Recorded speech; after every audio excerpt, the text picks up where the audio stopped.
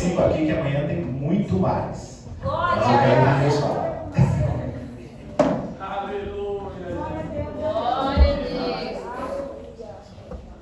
Saúde, amada igreja, com a paz do Senhor Jesus. Amém, meus irmãos? Oremos por esse vaso precioso aqui, né? Aliás, vaso precioso, olha só.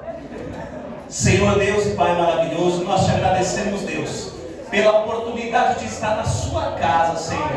Os louvores já foram entoados, as oportunidades já foram distribuídas, e agora é o Senhor quem vai tomar conta deste ambiente. Nós já sentimos o teu poder, nós já sentimos o Senhor falar conosco, e agora trata da nossa alma, Senhor. Em nome de Jesus Cristo, nesta noite, nós te pedimos que o Senhor venha falar conosco, tratar conosco. Pai maravilhoso, é o que nós te pedimos, e desde já, Senhor, nós te agradecemos, em nome de Jesus. Amém.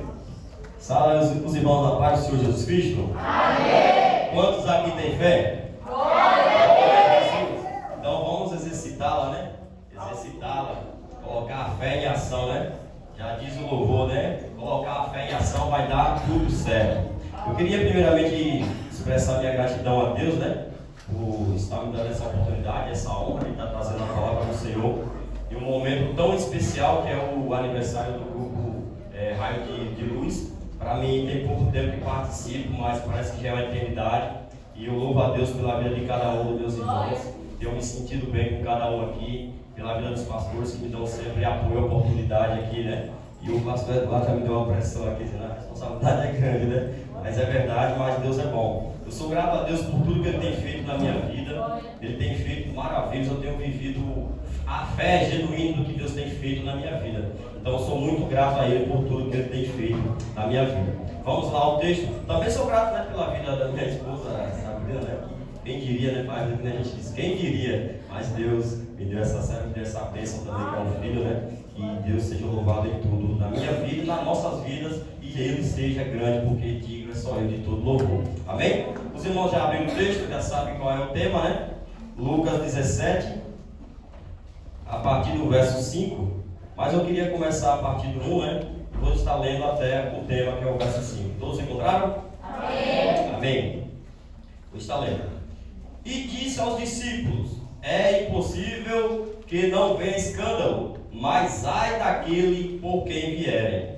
Melhor lhe fora que lhe pusessem ao pescoço uma pedra de moinho e fosse lançado ao mar, do que fazer tropeçar um destes pequenos.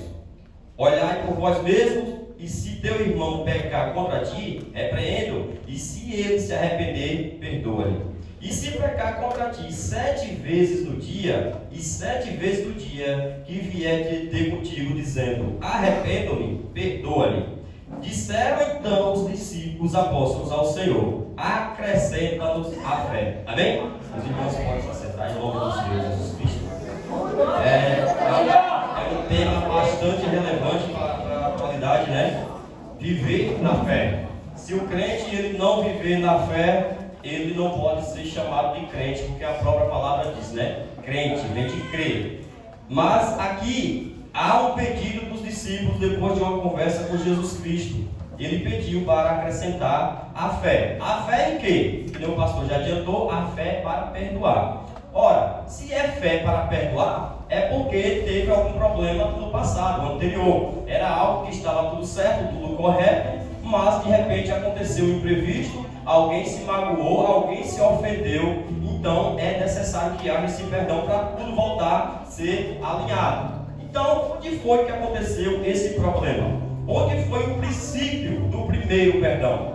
Ora, o princípio do perdão aconteceu no Jardim do Éden, quando Deus criou Adão e Eva, quando Deus criou o homem era perfeito, o homem tinha vida eterna, o homem podia adorar a Deus na beleza da sua santidade, porque Deus vinha todos os dias ao cair da tarde para ter com o homem, e ali havia um processo de harmonia, havia uma comunhão do homem para com Deus. Logo entra em ação a astuta serpente. Quem é a serpente? É aquele antigo dragão, que ele foi e se utilizou daquela cobra, que é o nome cobra, geralmente não é o nome correto, é um nome que ele é português, que é colocado como se fosse popular, mas o nome correto é serpente. e essa era a mais astuta. E assim, o inimigo das nossas almas se utilizou daquela serpente para falar com Eva. E daquele modo, Eva caiu na conversa da serpente e comeu daquele fruto proibido, o qual Deus já tinha determinado que não podia comer. Que eles poderiam comer de todos os frutos daquelas árvores que tinha no paraíso, porém só de uma não podia, que era o de conhecer o bem e o mal. Só que a mulher não entendeu e infelizmente entrou na jogada a mulher da serpente e assim comeu daquele fruto e levou para Adão, que assim ocasionalmente também comeu daquele fruto, e assim entrou o pecado da desobediência. O pecado entrou no mundo e dessa forma todos pecaram e destituídos foram da glória de Deus, conforme Romanos 3:23. Ali foi quebrado o pacto, a aliança da adoração genuína e verdadeira para com Deus. Mas Deus, como sempre, esteve disposto em perdoar. Se é um ser que sempre está disposto a perdoar, esse é o nosso Pai Criador do céu e da terra. Logo ali no capítulo 3 você vai ver que Deus já tomou as devidas providências quando ele foi lá e falou a partir do verso 15, que é muito conhecido, que da mulher ia nascer um que ia ser contra a serpente, que é inimizade entre eles. E assim, aquele ia pisar na cabeça e essa ia lhe ferir o calcanhar. No 21, você nota o grande perdão de Deus e a redenção da humanidade. Porque a partir do momento daquela perda da aliança para com Deus, Deus tinha todos os motivos do mundo para lançar a humanidade fora e refazer algo novo para si, se assim ele quisesse, porque ele é dono de todo o poder. Mas Deus já tinha amado. Deus já tinha amado ao homem. Deus nos amou, conforme está lá em Romanos 5, no verso 8, que mostra o seu grande amor, tendo nós ainda em pecado, ele deu seu Filho Jesus Cristo para a redenção dos nossos pecados. Esse é o grande amor que Deus tem para conosco. E dali surgiu aquela primeira profecia do próprio Deus, que ia nascer que esse daí ia trazer a redenção para todo o homem. Se os irmãos for lá no capítulo 5 de Romanos, você vai ver como é que foi o processo do pecado por um só homem, como também a redenção por um só, que é Jesus Cristo. E em seguida Jesus vem. Todos os profetas tiveram essa profecia. Profetas profetizavam a respeito de Jesus Cristo, dessa vida dele. O rei Davi também profetizava em relação à vida do Senhor Jesus Cristo. O profeta Isaías foi um dos que mais profetizou a respeito desta grande obra que o Senhor faria para a redenção do homem. Logo assim, adiantando a mensagem, no capítulo 1 de Lucas, mostra o anjo Gabriel chegando para mostrar a boa nova que viria ao mundo, que seria que ela, a Maria, esposa de um certo José, iria dar luz ao homem, e esse ia ser grande e poderoso. No capítulo 2, Jesus nasce e ali ele começa a fazer aquilo que toda criança, quando nasce, faz. Ele veio para cumprir a lei. Logo ele foi apresentado no templo, foi circuncidado ao 8º dia, que era a lei de Moisés, porque ele veio para cumprir e não para quebrar a lei. Jesus assim segue o seu crescimento e vai crescendo em espírito e em verdade, porque ele tinha um propósito a cumprir. Ele tinha um propósito de morrer na cruz do Calvário para realinhar e regenerar aquela aliança quebrada lá no jardim do Éden. Glória a Jesus. Assim, eu vou entrar no capítulo de Mateus, quando ele chega ali no capítulo 3, que ele vem e é batizado pelo João Batista, porque ele já tinha seus 30 anos e ali começara o seu ministério. No capítulo 4, ele vem ser tentado pelo inimigo, porque ele tinha que passar por todas as provações que o homem na carne passaria. Adão passou, não aguentou e caiu, mas Jesus, para comprovar que ele era o Redentor, ele teria que passar por todas as mesmas tentações que Adão passou, e ele passou e venceu, e glória a Deus por isso, e por isso nós estamos aqui. Se você ler no capítulo 1 de João, no verso 29, quando João olhou para ele e falou: eis o Cordeiro de Deus que tira o pecado do mundo. O pecado tinha entrado no mundo por Adão, mas vinha um certo homem com todo o poder para tirar aquele pecado, meu e seu. Logo, não tem pecado que o sangue de Jesus não possa purificar. Então Jesus passa pelaquela tentação no deserto. No capítulo 5, aqui eu quero me ater, que é o sermão da montanha. Ali é o manual que todo crente, se ele quiser ter uma vida espiritual, ele deve se aceitar para aprender as palavras de Jesus. Então o próprio Jesus começa a ensinar aos seus discípulos. Porque depois da tentação, se vocês vão voltar um pouquinho, vai ver que ele começa a escolher discípulos. E ele escolheu pessoas que ninguém daria nada por eles. Pessoas, pescadores, pessoas que eram coletores de impostos, que eram aquelas pessoas odiadas pela sociedade. E Jesus começa a escolher aquelas pessoas como que era para dizer, olha, eles podem até não valer nada, mas se sentarem e me escutarem, vai virar vaso precioso na minha mão. E Jesus continua aquela sua jornada. 30 anos começou o seu ministério. Venceu o diabo no deserto na tentação humana. No 5 ele se assenta com seus discípulos e começa a aconselhar os seus discípulos, começando assim, dizendo: bem-aventurados os pobres de espírito, porque deles é o reino de Deus. Note que Deus começou a trabalhar nos discípulos de dentro para fora. Exteriormente, aqueles homens eram sem valor algum para a sociedade, mas Deus enxerga além da aparência. Deus enxerga dentro do coração. E Jesus começou falando: bem-aventurado os pobres de espírito, porque deles é o reino de Deus.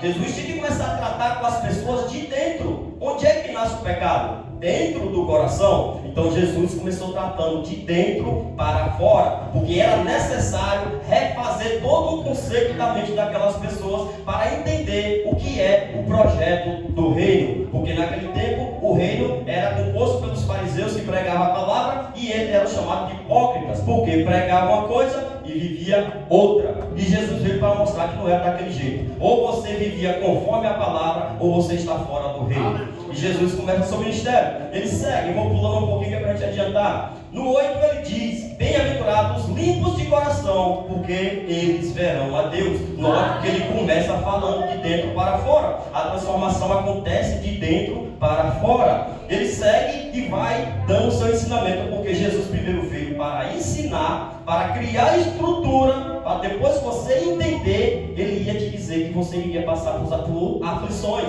e você tinha que ter raiz para aguentar aquelas pedradas que o mundo ia trazer para a sua vida. Então é necessário sentar, ouvir as palavras, fazer cada alicerce para você ter estrutura. Então Jesus chamou seus discípulos ensinando isso, e ele vai dizer no verso 11: bem-aventurados sois vós, quando vos injuriarem, perseguirem e mentindo disserem todo mal contra vós por minha causa. Note que Jesus não está prometendo carro, Jesus não está prometendo riqueza, Jesus está prometendo o reino. Só que para isso os discípulos tinham que aprender o que era uma renovação. Vocês vão ver lá em João capítulo 3, no verso 3, Nicodemos foi ter com Jesus a saber sobre o reino, e Jesus falou para ele: olha, se tu não nascer de novo, tu não poderás entrar no reino dos céus. O que é isso? Nascer de novo. Nicodemos fez essa mesma pergunta a Jesus, e Jesus foi explicar a ele. Ora, Nicodemos falou: como pode já ser velho e voltar para o ventre da minha mãe? Jesus foi para ele e falou: nascer do alto. Eu quero que você entenda, nascer do alto aqui é nascer de cima e não da terra. Ora, era necessário moldar todos os códigos do seu coração para você entender que primeiro o projeto é no alto, é você negar o seu eu e deixar o Espírito Santo trabalhar no seu coração. E Jesus chega a sua jornada, quando chega no capítulo 6 de Mateus, ele começa ensinando a oração dominical que todos já conhecem, que é o Pai Nosso, que começa a ensinar, a dar estrutura. Ele diz que os discípulos iam ser pegados em perseguições, ia ter pessoas perto deles que pareciam que eram pessoas boas, mas que de repente ia acabar ferindo o próprio amigo do lado. Quando ele ouviria, ele estava dando estrutura. E quantas vezes nós andamos com pessoas que aos nossos olhos carnais é a melhor pessoa do mundo, e de repente nós nos batemos com a decepção, que se a gente não tiver estrutura, a gente abandona a fé. Mas logo fulano, poxa, eu gostava tanto dele, ele fez isso, eu não acredito nisso. A gente começa a confiar no homem. Mas eu quero que você entenda nessa noite que o homem é falho. O homem pode errar. E é aí onde você vai colocar em prática aquilo que Jesus te ensinou. Se realmente você fez o alicerce correto, quando você passar por uma situação que você menos esperava, você tem que exercitar a sua fé. Aí agora, será que você tem fé para perdoar aquele que está do seu lado, que molha o pão com você no mesmo prato, e depois ele te ferir, você olhar para ele e dizer: eu te perdoo? Se você faz isso, parabéns, você entendeu o que é o reino dos céus. Se não, ainda precisa se converter. E ele segue dizendo: Pai nosso que estás no céu, santificado seja o vosso nome. Venha a nós o teu reino, seja feita a tua vontade. Note que a vontade aqui não é nossa. Toda vez quem é chamado para o reino, a vontade sempre vai ser de Deus. E ele chama mais uma vez ensinando para o perdão. No verso 14, ele reatifica e diz: porque se perdoardes aos homens as suas ofensas, também vosso Pai Celestial vos perdoará a vós. Se porém não perdoardes aos homens as suas ofensas, também vosso Pai vos não perdoará as vossas ofensas. Então Jesus está dizendo: você tem que negar a si mesmo. Você tem que se despojar de si.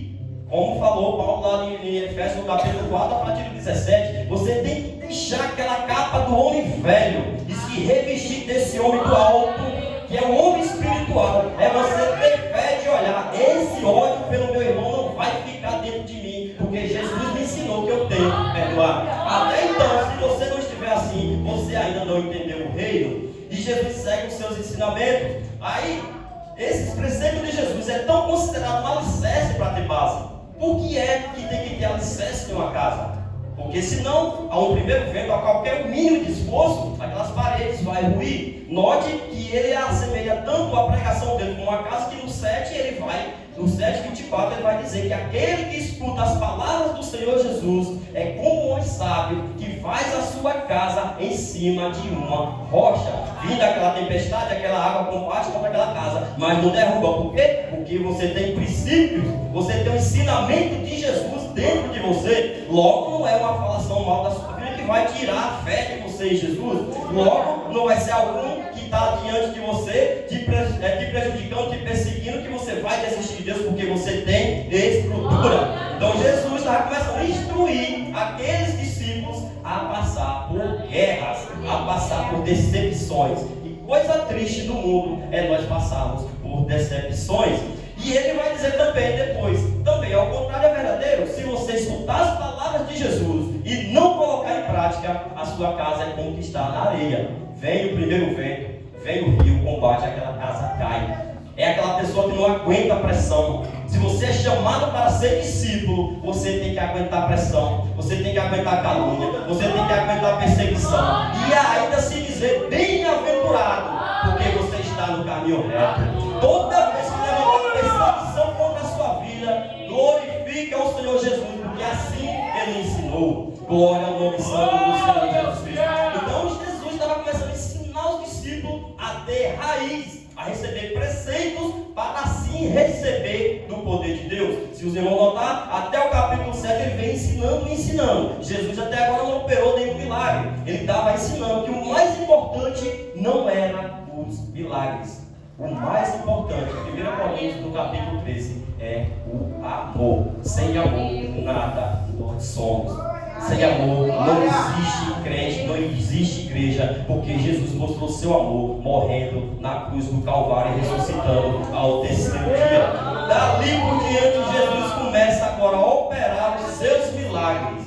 Aí Jesus, no capítulo 8, vai curar um leproso, e aí vai curar no 9 um paralítico, porque ele já fez aquilo, chamou os discípulos, ensinou o caminho, ensinou que ia passar por perseguições, e agora Jesus ia mostrar que todo aquele que faz isso, ele recebe o poder de Deus na sua vida, sobre as enfermidades e sobre os demônios. E assim também te dá fé até para vencer o próprio eu. Porque a luta maior que nós temos no mundo é dentro de nós. As maiores guerras que nós passamos na nossa vida não é contra o nosso próximo. A maior guerra que nós passamos é contra nós mesmos. Às vezes é fácil nós olharmos para alguém, querer bater, querer xingar, é fácil demais. E agora quando a guerra é dentro de nós? E aí, você vai se bater? Muitos decidem se jogar, morrer, perder a vida, porque não conseguiu lutar, não tinha os preceitos de Jesus Cristo, não tinha alicerce, não deixou a palavra entrar dentro. Infelizmente.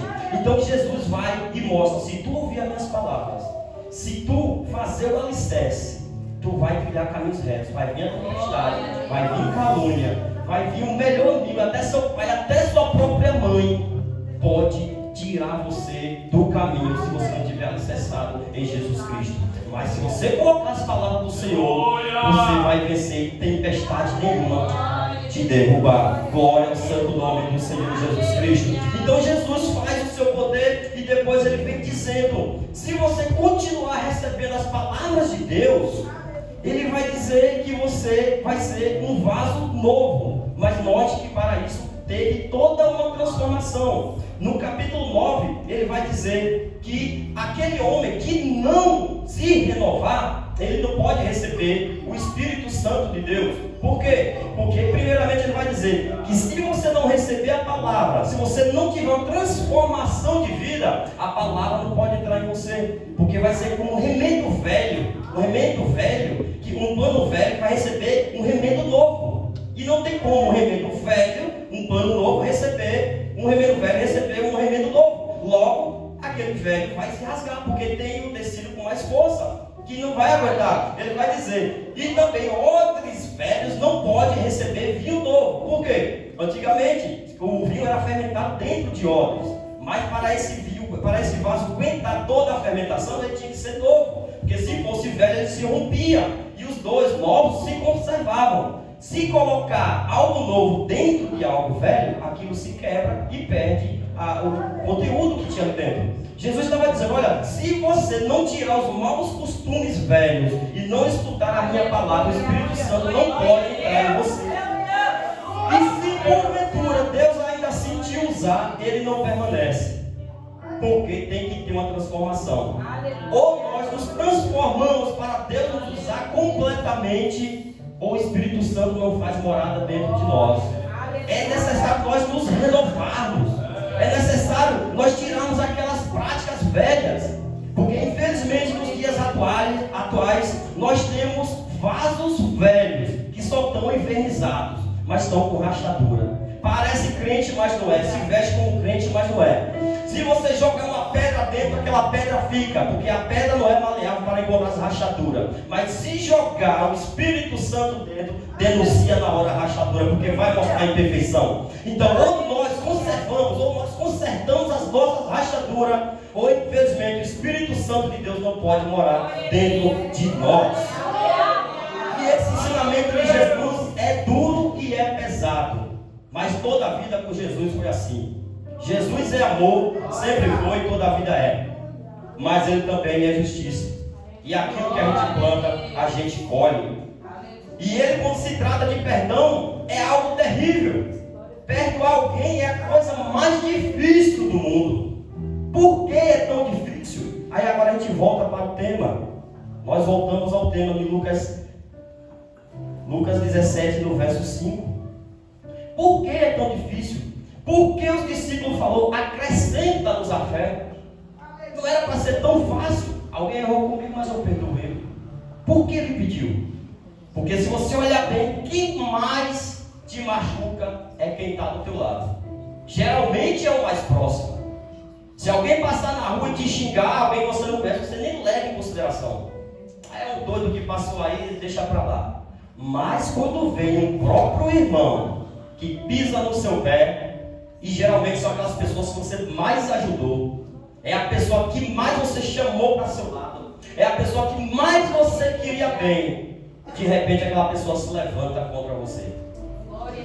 Aí Jesus mandou para os discípulos: olhai por vós mesmos, se teu irmão pecar contra ti, arrepende, repreende-o, e se ele se arrepender, perdoa-lhe. E ele vai seguir: e se pecar contra ti 7 vezes no dia, e 7 vezes no dia que vier ter contigo dizendo: arrependo-me, perdoa-lhe. Quem aguenta uma pessoa dessa? 7 vezes no dia. Talvez é mais fácil perdoar uma vez. Uma vez pode ser fácil. Talvez por um momento de discussão, foi algo ali da quente, do calor da discussão, e a pessoa não estava bem, estava num dia mal, e cometeu esse erro. Eu vou perdoar. Tá bom, irmão, te perdoo, vai em paz. Aliança restaurada. De repente, no mesmo dia, aquela pessoa faz a mesma coisa. E aí? Uma vez, 2 vezes, 3 vezes. Uma eu te perdoo, 2 eu te perdoo, até 6. Agora imagine 7 vezes por dia, que é o número da perfeição. Jesus estava dizendo: ou você é perfeito em perdoar para para mostrar que você tem a essência de Deus dentro, ou então você ainda não entrou no reino dos céus. Sabe por quê? A essência de Deus é perdão. Quando você perdoa, você está mostrando para aquela pessoa: eu tenho a essência de Deus dentro de mim. O resto é com você. O resto é contigo. Eu tenho Deus, você está me magoando, você está me ferindo, mas eu não quero o teu mal. Eu tenho Deus dentro de mim. Eu tenho todos os motivos do mundo para não querer conta com você, mas eu não vou fazer isso, porque Deus não fez assim conosco. Primeiramente, Ele me perdoou. Eu sei que a minha luta não é contra a carne, não é contra ti. Ora, se a pessoa está te magoando, ela não tem o Espírito Santo dentro dela, porque a nossa luta não é contra a carne nem sangue. Logo, se você é uma pessoa que faz a obra do mal, não tem um Espírito bom dentro de você. Então não é fácil perdoar, mas Deus, a essência de Deus é perdão. Os ninivitas eram um povo cruel. O povo sabe a história, pessoas cruéis. Segundo a história conta, era um povo tão cruel que ele matava o pessoal que vinha contra, matava os seus adversários, cortava as cabeças e empilhava montes para dizer: olha, se vocês mexerem comigo, isso que vai acontecer contigo. É isso que vai acontecer, a afronta. Segundo a história mostra que eles pegavam pessoas, inimigos, tiravam a pele e espichavam de cerca para mostrar o seu poder de crueldade. Pessoas maléficas, pessoas que têm maldade. Tem pessoas que têm o dom de machucar a gente. Não sei se vocês já passaram por isso. Ela tem o dom, parece que o prazer dela é ver você ferida, é ver você abatida. Lá onde eu trabalho tem um rapaz que você está no espírito ou você entra na carne junto com ele, porque a conversa dele é só para te derrubar. A conversa dele é só: eu sou maior do que você. E aí você tem que ter o Espírito Santo dentro de você. Jonas era para pregar para um povo daquele. Foi tanto que ele não queria ir. Conhecendo a história, que ele falou: eu não vou lá. Um povo mau. O desejo de Jonas, acho que Jonas estava na carne, era que Deus matasse aquele povo. Mas Deus, a essência dele é amor e perdão. Mas ele falou: tu não quer ir, mas tu vai ir forçado. Quem tu encontra, mandou ir para Nínive, ele foi para Tarsis, ganhou um peixe, todo mundo sabe a história. Mas vai fazer o que eu queria, vai lá e prega, só faz o que eu te mandei. Quando Jonas chegou lá, que pregou para aquele povo ouviu a palavra do Senhor. Note a importância de nós ouvirmos a palavra de Deus. A palavra de Deus, ela tem que confrontar dentro de você, para saber se verdadeiramente você nasceu de novo. Às vezes é necessário a gente pregar para aquele que te machucou, que é para saber se você realmente tem o Espírito de Deus dentro de você. Pregar para quem a gente ama é muito lindo, pregar para o irmão é muito lindo. Agora, pregar para inimigo é duro. Você ser assaltado por uma pessoa e você dizer que Deus salve, em vez de dizer: tomara que chegue na frente e a polícia mate. Ou você tem o Espírito de Deus, ou você tem o Espírito das trevas. E Jonas teve que ir nesse cenário todo. Quando ele chegou lá que pregou, aquela cidade toda se arrependeu. Arrependimento. E Jonas na carne falou o quê? No capítulo 4: eu bem sabia, Senhor, que o Senhor é misericordioso. Se eu pregasse para aquele povo e se arrependesse, o Senhor os salvaria, porque Deus é perdão. E nós somos melhor do que Deus para fazer aquilo que Ele manda. Aliás, nós somos maior para não fazer o que Ele manda. Porque se Deus diz: se você não perdoar, eu também não te perdoo. Logo você está em desobediência. E não é bom viver desobediência para com Deus. Não é bom. Então, é necessário que a gente tenha fé. Não é fácil, mas o que é a fé? Hebreus 11. Ora, a fé é o firme fundamento das coisas que se esperam e a certeza das que não veem. Hebreus 11, verso 6. Ora, sem fé é impossível agradar a Deus. Tem que ter fé para perdoar. E o que é o perdão? O perdão é você se desprender, soltar, deixar ir aquela mágoa dentro de você. Sabe aquela pedra pesando? Mesmo razão. Porque na verdade quem vai perdoar é quem está com a razão. Se alguém vem te pedir perdão, quem estava com razão era você. Mas se você é perdoador, você vai botar mais questão, senão vai dar mais debate. Ou você bota um ponto final e diz está perdoado, ou então não volte na história. Já dizia o sábio Salomão que o leite que muito mexe produz manteiga, né? Para vocês foi Salomão, agora não lembro se foi algum sábio a história que falou. Perdoe aí o engano. Então, nós temos que ter fé para perdoar. Oh, Deus Santo! Porque não é fácil.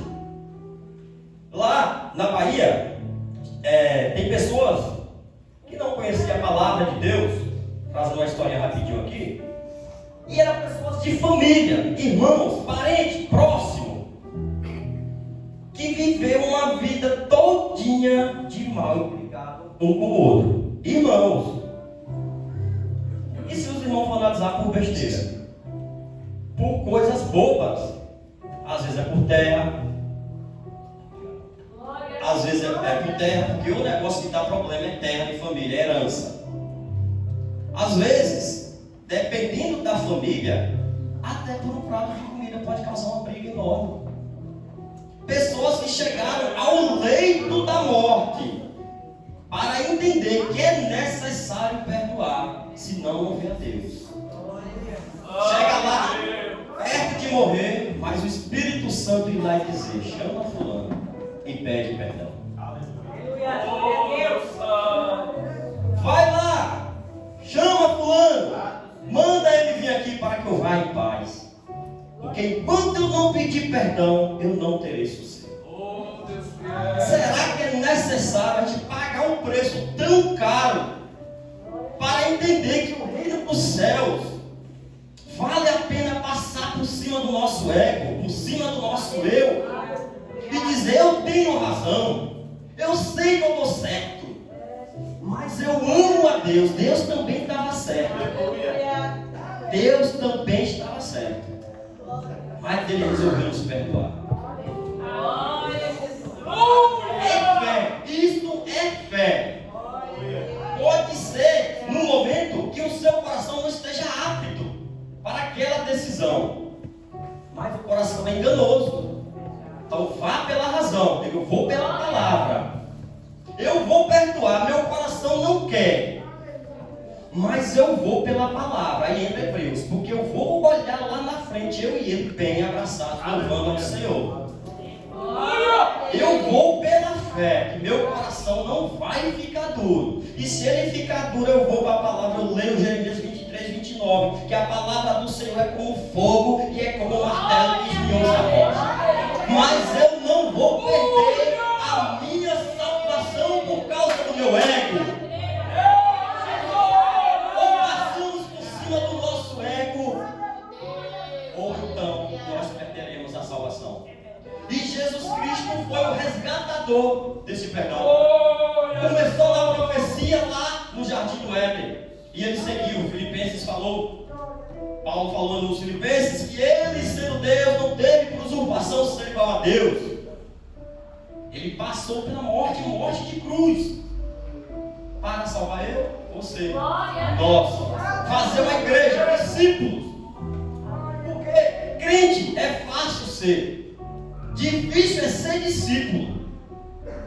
Já diz a palavra: até os demônios creem e tremem. Mas eles obedecem? Não. Logo está fora do reino. E se nós cremos, por que não obedecer? Quem crê, obedece. Porque é fé. É fé.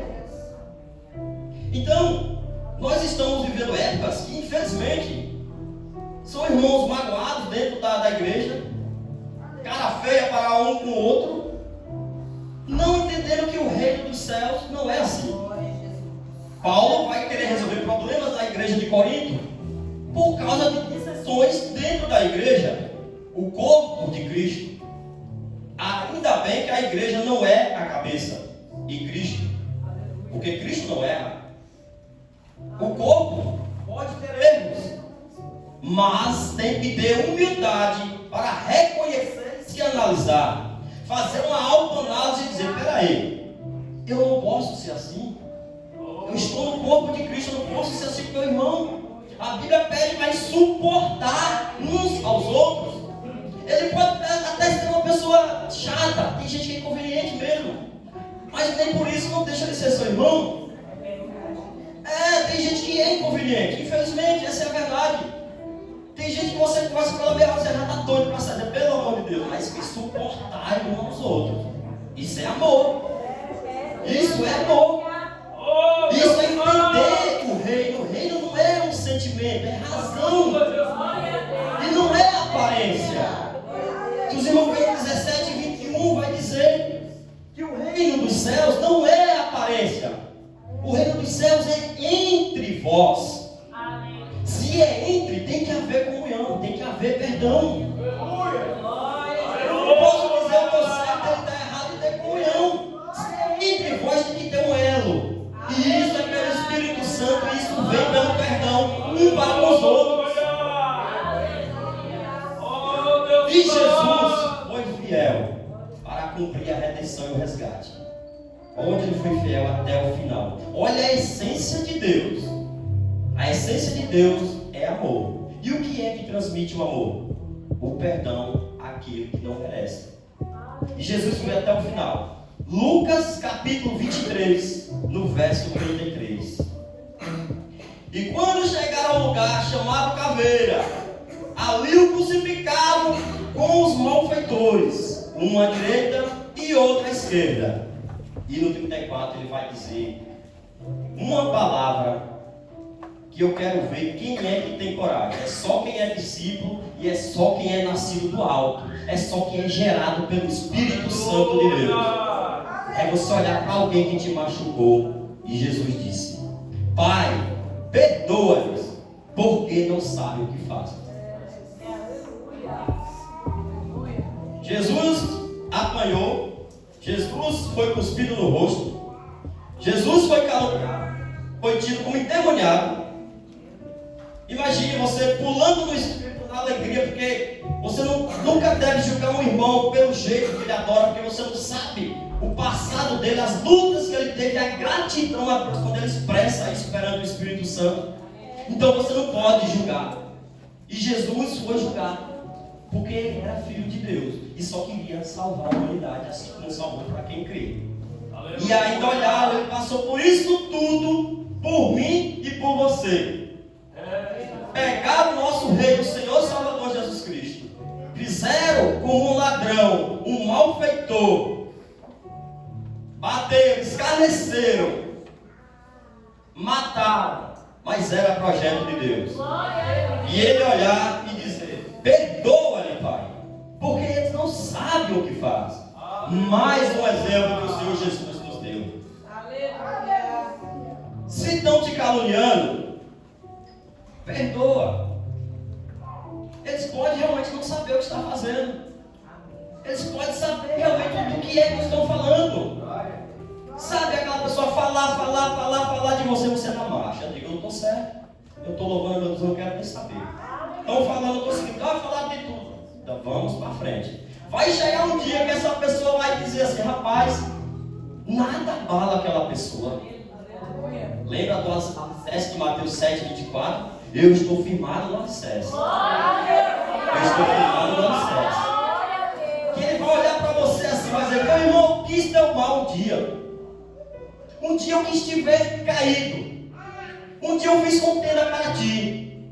Um dia eu quis ver tu fora da presença de Deus. Sabe aquela pessoa que vai sentar na sua mesa, e aqui tenha cuidado, e vai querer falar da vida do irmão? Você está levando contenda. Você está levando contenda para o seu próximo. E de repente você leva e traz. Na verdade chama de leva e traz. É o chamado armador de contenda. E chegar para a pessoa e dizer: olha, fulano falou de você, que você é isso, aquilo. E você fazer igual Jesus: eu perdoo. Isso é só pela fé. Logo, o que é que eu quero dizer? Que o perdão, antes de mais nada, ele é espiritual. Ora, se vem de Deus, já não é mais carnal. Ele passa a ser espiritual. Aleluia. Então eu quero que os irmãos levem essa mensagem nesta noite. E entender. Quando vier as perseguições, as calúnias, as lutas, lembre-se, você é gerado pelo Espírito Santo de Deus. Você tem fé para perdoar. Toda vez que você sentir que vai sair da razão e que vai sair do Espírito, olhe para Mateus, para Lucas 17:5. Senhor, me acrescenta a fé. Acrescenta minha fé, Senhor. Eu não quero perder a minha paz contigo. Faça como o rei Davi falou no Salmo 51. Senhor, não retire de mim o teu Espírito. Porque a carne brada para a gente agir na carne. Mas nós temos que clamar a Deus para ter fé, domínio, para não fazer o nosso querido. E nessa noite a mensagem é essa, irmãos. Para acrescentar a fé, para perdoar. Porque o perdão só pode vir pela fé. Se você está passando por esse fogo, pela essa tentação de não perdoar, você ainda não está entendendo o que é o reino. Aleluia. O reino é perdão quando se tem razão. Quem mais tinha razão era Deus. E Ele preferiu nos amar e nos perdoar. Então que nós venhamos amar uns aos outros. E aqui para os jogadores fica a palavra: olhai para vós mesmos. No verso 13, como Jesus aconselha, olhai para vós mesmos. Cuidado, Jesus estava dando um conselho, porque os fariseus estavam pregando o que não viviam. Se você olhar mais antes, no 16, logo após a parábola do rico e Lázaro, ele vai dizer que eles se justificam a si mesmo. Olha, eu faço isso, acho que não dá nada não. Ele se colocou como juiz. Mas para Deus, aquilo está dizendo que aquilo ali era horroroso. Quem nos justifica é o Senhor. Nesta noite eu quero que você leve apenas essa palavra. Nunca deixe o orgulho invadir o seu coração, mas sempre esteja disposto a perdoar. E quando vê que não dá, peça para Jesus acrescentar a fé. Amém? E assim eu agradeço a oportunidade em nome do Senhor Jesus Cristo.